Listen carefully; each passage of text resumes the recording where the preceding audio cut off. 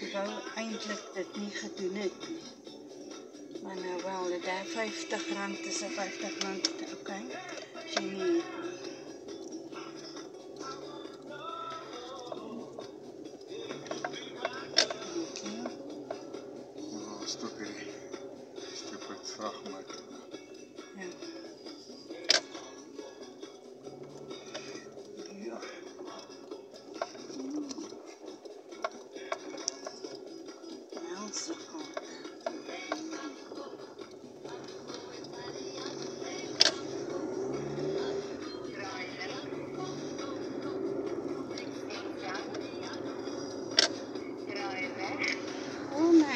Wat sy winkel se naam?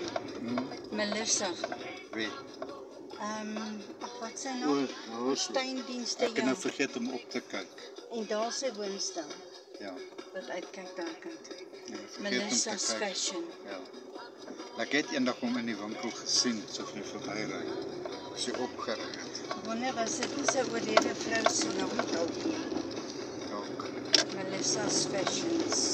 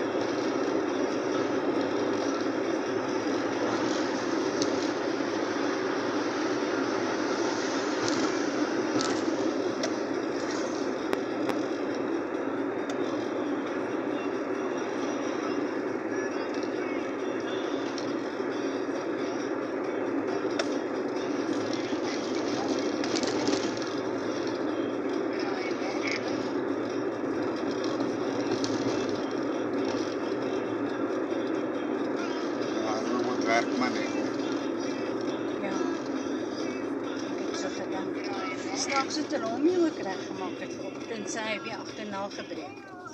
Ja, maar toe dit... Kyk hierso, sien jy, nog 'n bietjie.